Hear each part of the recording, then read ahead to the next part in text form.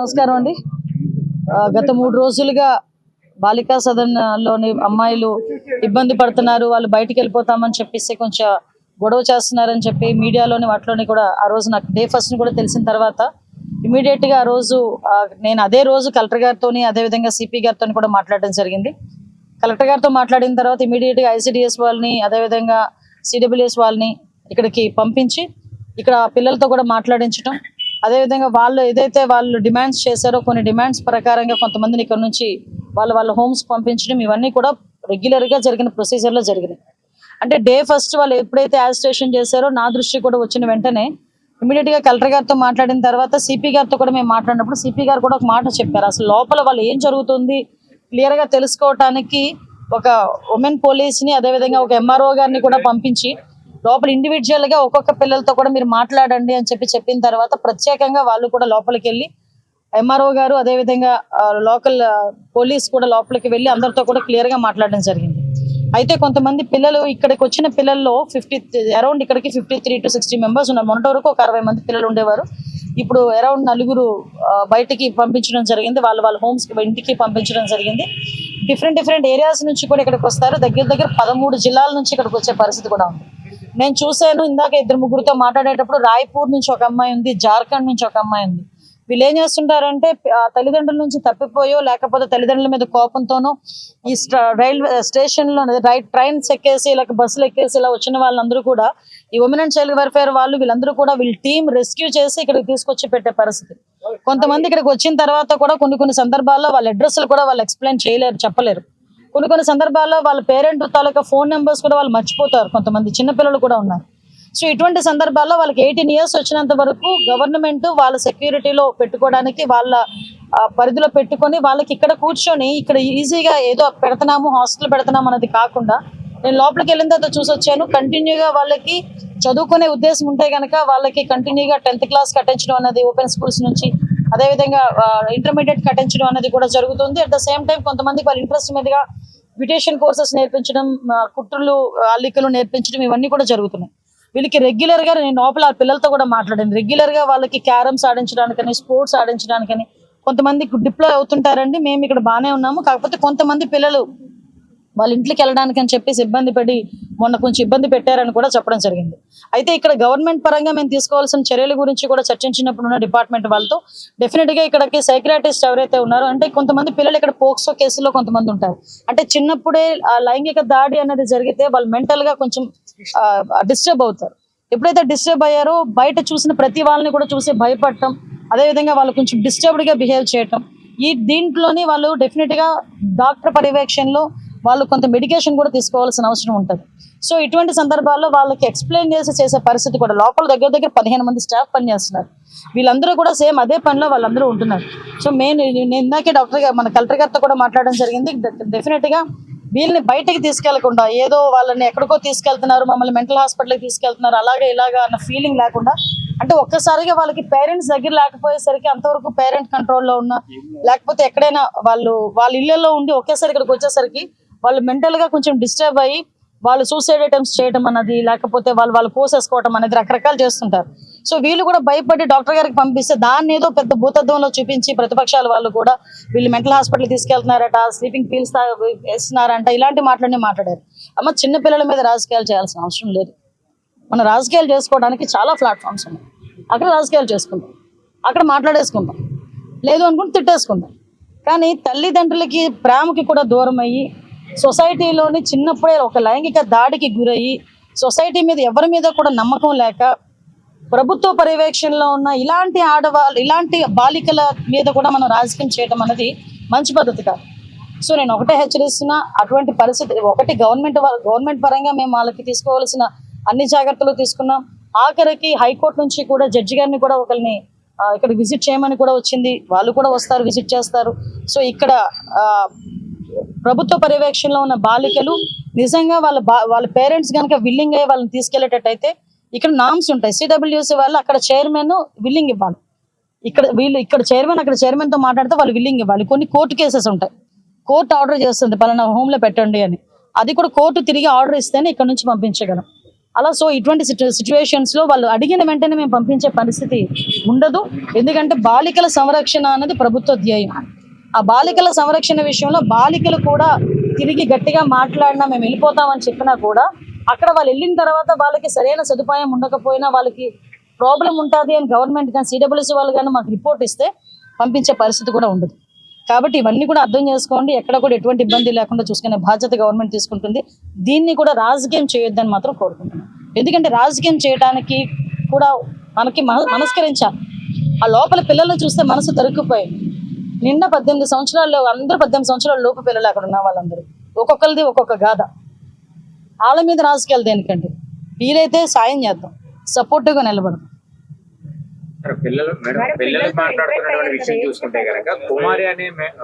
ఆవిడ ఆల్రెడీ విషయం తెలిసిందంటే ఆవిడని ఇక్కడ నుంచి పంపించడం కూడా జరిగింది. ఆవిడ ఇక్కడ అలాంటి వాళ్ళు ఎవరు లేరు. నేను మళ్ళీ వాళ్ళందరూ సపరేట్ గా లోపల స్టాఫ్ అందరినీ వేరేగా కూర్చోబెట్టి ఓన్లీ పిల్లలతోనే మాట్లాడాను.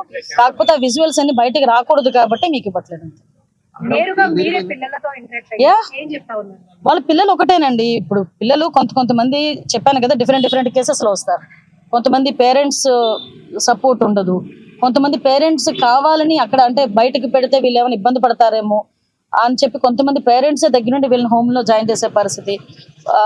కొన్ని కేసెస్ లో పోక్సో కేసెస్లు ఒక్కొక్కరిది ఒక్కొక్క బాధ. నిజంగా కడుపు తరుక్కుపోయిందండి. కొన్ని సందర్భాల్లో పేరెంట్స్ కూడా రెస్పాండ్ అవ్వట్లేదు. 13 జిల్లాలు ప్రస్తుతానికి నో ఇక్కడ చాలా పెద్ద బిల్డింగ్, లోపల పెద్దది, సఫిషియెంట్ గానే ఉన్నారు. అన్ని క్యాంప్స్ అన్ని ఉన్నాయి, కెమెరాస్ అన్ని ఉన్నాయి. ఎక్కడ కూడా ఎటువంటి ఇబ్బంది లేదు. గవర్నమెంట్ ఒకసారి అదే పరిస్థితి కావాలి రాకూడదు అనుకోవాలి, హోమ్స్ అన్న పెరగకూడదు అనుకోవాలి. మనం హోమ్స్ పెరిగే పరిస్థితి వచ్చింది అనుకుంటే కనుక డెఫినెట్ గా లేదండి, చూసి వచ్చాను. అదే లేదండి, ఆల్రెడీ లోపల ఎప్పుడైతే వాళ్ళ పిల్లలు ఎలాగైతే గెంతు వచ్చారో అదంతా కూడా బ్రేక్ చేశారు. ఇప్పుడు పిల్లలకి అటువంటి ప్రాబ్లం లేదు. ఈ కెమెరాస్ కూడా కొంచెం ఫిట్టింగ్ కూడా మళ్ళీ రీఇన్స్టాల్ చేశారు. సో ఎక్కడ కూడా ఇబ్బంది లేదు. నెల్లూరు జిల్లా జైలు సూపరింటెండెంట్ రాజారావు అని ఎవరైతున్నా సూపరింటెండెంట్ ఖైదీలకి బయట వసతులు కావాలంటే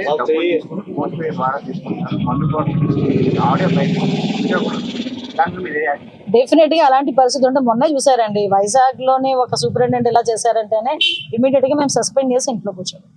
సో అటువంటి పరిస్థితులు. ఇప్పుడు విషయం ఏంటంటే వ్యవస్థ, నేను ప్రతిసారి చెప్పడం కాదు కానీ డిస్టర్బ్ అయిపోయింది మొత్తం వ్యవస్థ అంతా. దీన్ని స్టిమ్యులేట్ గా పెట్టడానికి కొంచెం టైం మాకు పడుతుంది. ఇలాంటి సిచ్యువేషన్స్ ఎక్కడైనా ఉన్నా కూడా ఇమీడియట్ గా మేము రెస్పాండ్ అవుతున్నాం, ఇమీడియట్ గా వాళ్ళ మీద చర్యలు తీసుకుంటున్నాం. అటువంటి ఫర్దర్ గా జరగకుండా కూడా మొత్తం నిఘా యంత్రాంగాన్ని మాత్రం మేము పెడుతున్నాం. సెక్యూరిటీ పరంగా కూడా అమ్మాయిలే పైకి జాబ్స్ ఇచ్చారు, బయట నుంచి కూడా లోపలికి వెళ్ళే అవకాశం ఉన్నాయి కదా, సెక్యూరిటీ ఎలా ఉంది లోపలంతా? నేను చూసి వచ్చానండి. ఫస్ట్ నేను లోపలికి వెళ్ళిన వెంటనే అడిగింది కెమెరాస్. ఇంకో బయట నుంచి కూడా అబ్బాయిలు ఎవరైనా అంటే యాక్చువల్ గా ఇది మా పోలీస్ పరిధిలో చంద్రాది యాక్చువల్ గా అటువంటి పరిస్థితి లేదు. ఒకవేళ అటువంటి పరిస్థితి ఉన్నా లేదు. ఎగ్జాక్ట్లీ నేను ఒకసారి డిపార్ట్మెంట్ వాళ్ళతో ఆ రోజు నేను సిపి గారితో మాట్లాడడానికి కూడా ఆవశ్యకత అందుకే వచ్చింది. అసలు సెక్యూరిటీ పరంగా చూడండి, ఉమెన్ కానిస్టేబుల్ ఎక్కడైనా మనం పెట్టాలా, అసలు పోలీస్ ప్రొటెక్షన్ ఏమైనా ఉందా లేదా. ఎప్పుడు కూడా నాకు తెలుసు ఐసీడబ్ల్యూ మీరు కూడా పోలీస్ ప్రొటెక్షన్ ఎప్పుడు ఈ డిపార్ట్మెంట్ వాళ్ళు అడగల, అవసరం ఉండదు మాక్సిమం. ఇన్ కేస్ అటువంటి పరిస్థితి వస్తే గనక కంపల్సరీగా మేము పోలీస్ ప్రొటెక్షన్.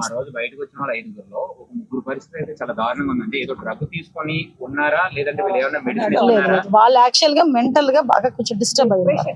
వాళ్ళు డిప్రెషన్ లో ఉంటారు. డిప్రెషన్ లో ఉన్న వాళ్ళ పరిస్థితి లోపల నేను 4-5 మాట్లాడాను. సందర్భంలో మీతో పాటు స్టాఫ్ ఎవరైనా ఉన్నారా? నేను ఒక్కదాన్ని మాట్లాడాను. అందుకే నాకు తెలుసు. ఉన్నటువంటి వాతావరణంలో వాళ్ళ స్టాఫ్ ఎవరైనా ఉంటే వాళ్ళు చెప్పుకోవడానికి కూడా ముందుకు రారు. నాకు తెలుసు కదండి. లేదు, అందుకే స్టాఫ్ అందరినీ దూరం పెట్టి నేను ఈ మేడం ఇద్దరమే కలిసి కూర్చొని వాళ్ళు ఏం లేదు మా ఇంటికి పంపించండి మేము వెళ్ళిపోతాం. సో జనరల్ గా ఉన్న ఆలోచన అది, వాళ్ళకి ఇంటికి పంపించేస్తే వెళ్ళిపోతామని.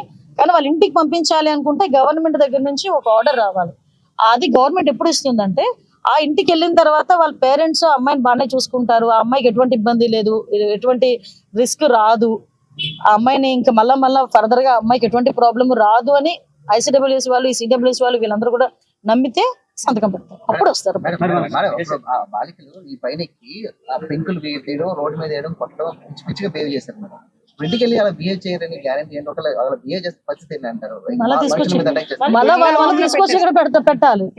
ఇప్పుడు మేము అందుకేనమ్మా మేము పరిస్థితి ఏంటంటే నేను చాలా క్లియర్ గా డిపార్ట్మెంట్ వాళ్ళతో మీకు నా సంగతి తెలుసు, ఏది కూడా కూలంకషంగా తెలుసుకోకుండా మీ మీడియా ముందుకే రాను.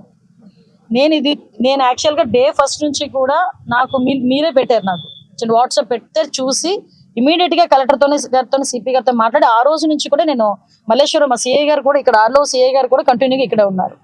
సో మొత్తం అంతా మానిటరింగ్ చేసుకొని ఇది షార్ట్ అవుట్ అవుతుంది అని అనుకున్నా. ఎక్కడో ఒకటి చిన్న అప్పుడప్పుడు మళ్ళీ ఈ ప్రెస్లో కూడా రాకుండా అసలు ఏం జరిగిందో నేనే వెళ్ళి చూసొద్దామని చెప్పేసి ఈ రోజు నేను రావటం జరిగింది. అంటే విషయం ఏంటంటే ఆంధ్రప్రదేశ్ హోమ్ మినిస్టర్ ఏ రోజు వైజాగ్ లోనే కూర్చోదు, లేకపోతే అక్కడే ఉండరు. ఆ రోజు నేను ఉన్న సందర్భం విజయవాడలో ఉన్నాను. విజయవాడ నుంచి ఇమీడియట్ గా నేను ఆవిడకన్నా ముందే నేను కలెక్టర్ గారితో మాట్లాడాలి, ఇక్కడ డిపార్ట్మెంట్ వాళ్ళని పంపించుకున్నాం. ఎవరో మాకు గుర్తు చేస్తే పనిచేసే పొజిషన్లో అయితే మేము లేవమ్మా. మా బాధ్యత మాకు తెలుసు, మా బాధ్యత ఎలా నిర్వర్తించాలో మా చంద్రబాబు నాయుడు గారు మాకు గైడ్ లైన్స్ ఇస్తున్నారు. As per that guide lines మేము పనిచేస్తున్నాము, ఎక్కడ కూడా ఇబ్బంది లేకుండా పనిచేస్తున్నాము. ఈ రోజు నాకు ఇక్కడికి రావడానికి నా బాధ్యతగా నేను ఇక్కడికి వచ్చాను. ఎస్పెషల్లీ ఒక 50-60 మంది ఆడపిల్లలు ఉన్నారు, వాళ్ళ బాధ్యతగా వాళ్ళు ఏం జరుగుతుందో తెలుసుకోవాలనే ఉద్దేశంతో వచ్చాను. ఇష్యూ షార్ట్ అవుట్ అయిపోయింది, అది మీకు తెలుసు. 5 అల్లరి చేశారు, ఒకరు కోర్టు కేసు, 4 ఇంటికి పంపించాం. చేతులు దులిపించుకోవచ్చు కదా, మేము చేతులు దులుపుకోలేదే. మళ్ళీ అసలు ఇక్కడ ఏం జరిగింది, ఏం జరగబోతుంది, మళ్ళీ ఫర్దర్ గా ఎటువంటి ప్రాబ్లం రాకుండా చూసుకోవాలని చూసుకున్నాం. నిజంగా రెడ్ బుక్ అని మాట్లాడుతున్నారు. మేము నిజంగా గనక రెడ్ బుక్ పరిస్థితే అంటే వాళ్ళు లాస్ట్ 5 సంవత్సరాల్లో చేసిన సిచ్యువేషన్ లోనే మేము చేయాలి అనుకుంటే కనుక ఈ రోజు రోడ్ల మీదకి వచ్చి 6 నెలలకే మాట్లాడతారు వాళ్ళు బయటకు వచ్చి? ఒకసారి మీరే ఆలోచించండి. అసలు యాక్చువల్ గా మేము బయటకు వచ్చినప్పుడు లాస్ట్ 5 years వాళ్ళు అధికారంలో ఉండేటప్పుడు పసుపు చొక్కా బయటకు వేసుకొస్తే కేసులు పెట్టారు, నా మీద అట్రాసిటీ కేసులు పెట్టారు. వీళ్ళు ఈ రోజు ఏమో లా అండ్ ఆర్డర్ల గురించి వీటి గురించి మాట్లాడుతున్నారు. ఈ రోజు మీకు ఇంకొక విషయం చెప్పాలి, ఇక్కడ బాధ్యత కలిగిన హోమ్ మినిస్టర్ గా నేను ఒక మాట చెప్పాలి. వీళ్ళ పరిస్థితి ఏమైపోయిందంటే వీళ్ళకి వైఎస్ఆర్ కాంగ్రెస్ పార్టీ అని ఒక ట్విట్టర్ అకౌంట్ ఉంది, అది జస్ట్ ఓపెన్ చేసి మీరైనా ఒకసారి ఓపెన్ చేసి చూడండి. అందులోని 80% ఆఫ్ పోస్టులు ఫేక్. రీసెంట్ గా నందిగాంలోనే ఒక యాక్సిడెంట్ లో ఒక అతను చనిపోతే ఏం రాశారో తెలుసా? టీడీపీ నేతలు హత్య చేశారని రాశారు. అంటే ఇటువంటి ఒక వైఎస్ఆర్సీపీ పార్టీకి సంబంధించిన అఫీషియల్ ట్విట్టర్ నుంచి నేను ఇమీడియట్ గా నేను అది ఫాలో అవుతాను, క్లియర్ గా చెప్తాను, నేను అది ఫాలో అవుతాను. ఎందుకంటే నన్ను ట్యాగ్ చేస్తారు వాళ్ళు. నేను చూసినప్పుడు నేను ప్రతిదీ నేను అడుగుతా, ఏంటి నిజమేనా కాదా? 80% తప్పులు. అంటే వీళ్ళు ఏంటంటే లాస్ట్ 5 సంవత్సరాలు అదే అబద్ధాలతో గడిపేశారు. ఇప్పుడు కూడా అదే పొజిషన్, వాళ్ళకి 11 seats వచ్చిన పొజిషన్ లో కూడా ఈ రోజుకి కూడా ప్రతి చిన్న విషయాన్ని కూడా రాజకీయ కోణంలో ఆలోచించి దాన్ని భూతత్వంలో చూపించి చాలా పెద్దదిగా క్రియేట్ చేసి జనాలు మభ్య పెట్టాలని చూస్తున్నారు. దయచేసి ప్రజలు కూడా అవగాహన ఉంది, ప్రజలు కూడా చదువుకున్నారు, సోషల్ మీడియాలో కూడా చాలా యాక్టివ్గా ఉన్నారు అందరూ కూడా. సో ప్రతి ఒక్కటి కూడా ప్రజలకు చెప్పాల్సిన బాధ్యత ఉంది కాబట్టి మేము చెప్తున్నాం. మేడం, సెంట్రల్ జైలుకి సంబంధించి కేసులు నడుస్తుంది, అది అయిందా? ఎక్కడ వరకు దానికి కేసు నడుస్తుందండి, ఎంక్వైరీ రిపోర్ట్ ఇస్తారు. ఆల్రెడీ మేము సస్పెండ్ చేశారు, ఇంకా లోపలికి ఎంక్వైరీ జరుగుతుంది. సిపి గారికి కూడా మొన్న కూడా చెప్పాను, ఒక రోజు వెళ్ళి ఒకసారి మొత్తం చెక్ చేయండి అని చెప్పాను. ఇది ఒకటే కాదండి, ఆల్ సెంట్రల్ జైల్స్ అన్ని కూడా ప్రక్షాళన చేస్తాం.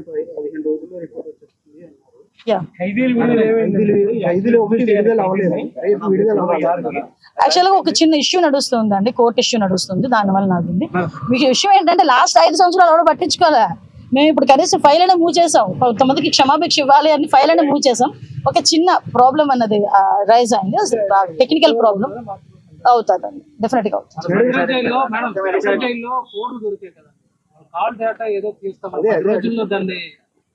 కొన్ని మాకు కూడా కొన్ని కాదండి, కొన్ని మాకు కూడా ప్రైవసీ యాంగిల్స్ ఉంటాయి. కొన్ని అన్ని కూడా ఓపెన్ గా ప్రెస్ ముందు చెప్పలేం కదా. ప్రెస్ ముందు చెప్పే రోజు వచ్చినప్పుడు డెఫినెట్ గా మాట్లాడతాం. డిపార్ట్మెంట్ కాదు, అన్ని all departments, especially all departments. Wait అది అతను అడిగారు ఏదో క్వశ్చన్, అది సమాధానం చెప్పలేండి. మీ ఒక్కరికే సమాధానం చెప్పాలంటే మనతో తర్వాత మనం అడిగిస్తాం. మీరు అడిగారు యాక్చువల్ గా ఆ కాల్ రికార్డ్స్ ఎక్కడి నుంచి వచ్చినాయి, ఏ ఫోన్ నుంచి వచ్చినాయి, ఇవన్నీ కూడా డేటా కలెక్ట్ చేస్తున్నారు. ఇవన్నీ కూడా కూలంకషంగా ఒక మాకు అన్ని నిర్ధారణ అయిన తర్వాత అప్పుడు డిపార్ట్మెంట్ వాళ్ళు వచ్చి కూర్చొని మాట్లాడతారు.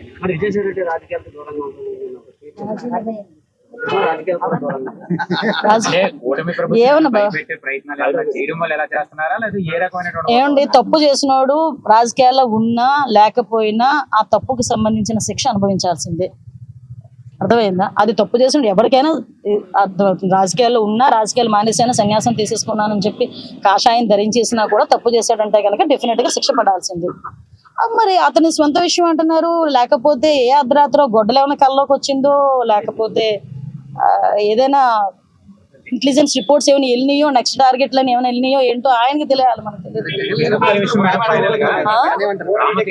సంబంధించినటువంటి వాటిలో ఎవరైతే ముద్దాయిగా ఉన్నటువంటి వ్యక్తికి సీఎం రిలీఫ్ ఫండ్ రిలీజ్ చేశారంటూ కూడా అండ్ ఆ రోజే మాట్లాడాను స్వామి. విషయం ఏంటంటే ఎలా చూడుతుంటారు అసలు దాని గురించి? అసలు విషయం ఏంటంటే ముందు మీరు గ్రహించండి. అసలు నేను ఏమంటానంటే పొలిటికల్ లీడర్లుగా మేము బోల్డ్ మాట్లాడతాం, ఓకే, కానీ మీరు వేసేటప్పుడు అది నిజమా కాదా అనేది కూడా వాళ్ళని కూడా క్వశ్చన్ చేయాలి. నేను విజయనగరంలో ప్రెస్ మీట్ పెట్టినప్పుడు కూడా చెప్పా, అతను ముద్దాయి కాదు, విట్నెస్. అతను విట్నెస్, నా దగ్గర రిపోర్ట్ కూడా ఉంది. ఆ విట్నెస్ కూడా ఎవరంటే ఆయన ఆ చెరువులోని ఏదైతే నీళ్లు తోయడానికి వచ్చిన ఇంజిన్ ప్రొవైడ్ చేసిన వాడు. అట్ ద సేమ్ టైం ఆయన ఒక ఆటో డ్రైవర్, ఆయన ఒక విట్నెస్. ఆయన అది ఎలా మొత్తం నీళ్ళంతా తీసేసిన తర్వాత నీళ్లు తోడినందుకు గాను గవర్నమెంట్ వాళ్ళు, పోలీస్ డిపార్ట్మెంట్ వాళ్ళు అతనికి 1000 రూపాయల బజానా కూడా ఇచ్చారు. అదంతా కూడా విట్నెస్ కూడా ఇచ్చారు. అది Chandaka Suribabu, I think so. నా దగ్గర ఆర్డర్ కాపీ, విట్నెస్ ఏం మాట్లాడాడో కూడా ఉంది, మీకు పంపించమంటే పంపిస్తాను. అంటే ఇన్ని సంవత్సరాలు రాజకీయం చేసి, మంత్రులు చేసి, పార్టీ అధ్యక్షులు చేసిన ఆయనకి కూడా ఒక ముద్దాయికి, విట్నెస్ కి, అది సాక్షికి తేడా లేకపోవడం అన్నది, తేడా తెలియకపోవడం అనేది దౌర్భాగ్యం. పోనీ నేను అంటాను, విట్నెస్ ముద్దాయో అతనికి ఏదో చనిపోయే పరిస్థితులకు వచ్చేసాడు, అటువంటి సమయంలో సీఎం రిలీఫ్ ఫండ్ నుంచి ఒక 5 లక్షలు ఇచ్చాం. తప్పేంటి? హ్యుమానిటీ బేసిస్ మీద ఆలోచించవచ్చు కదా. నీ లక్షల కోట్లు దోచేసుకున్న వాడినేమో కూర్చోబెట్టుకుని సీఎం చేసుకుని లాస్ట్ 5 సంవత్సరాలు రాష్ట్రాన్ని మొత్తం దోచేసి పడేశారు. ఈ రోజేమో ఒక పాపం లాస్ట్ మినిట్ లో ఉండే అనారోగ్యంతో ఉన్నవాడు సీఎం రిలీఫ్ ఫండ్ పెట్టుకుంటే 5 లక్షలు ఇచ్చుకుంటే అదొక పెద్ద నేరం కింద, భూతం కింద, పెద్ద భూతద్దంలో చూపిస్తున్నారు. ఏంటది? ఆ హ్యుమానిటీ యాంగిల్ ఎందుకు పోతుంది? నిన్న కూడా అంటే వాళ్ళు బురద ఎలా జల్లుతారంటే, నిన్న దావోస్ నుంచి చంద్రబాబు నాయుడు గారు, లోకేష్ గారు వస్తే ఇక్కడ నుంచి తెగ బయటకు వచ్చి మాట్లాడుతున్నారు. అదే దావోస్ 4 సార్లు అక్కడ సబ్మిట్ జరిగితే, ఒకసారి వెళ్ళి తర్వాత నుంచి ఆ ఒక్కసారి వెళ్ళిన రోజు కూడా తిన్నాల్లో తప్పిపోయిన కుర్రోడ్లాగేమో బిత్ర చూపులు చూసుకొని ఏం మాట్లాడాలో తెలియక ఇట్స్ వెరీ లెంతీ క్వశ్చన్ అని చెప్పి మాట్లాడి బయటకు వచ్చేసారు. మళ్ళీ ఎందుకు వెళ్ళలేదయ్యా అని అడిగితే అబ్బోబ్బో చలి -5 డిగ్రీలు, స్నానం చేయలేము, మా గడ్డగట్టేసింది, మా సెక్రటరీ పడిపోయాడు అని చెప్పి కబుర్లు ఆడారు. మరి ఇంకేం చేసావయ్యా అంటే గుడ్ అంటాడు.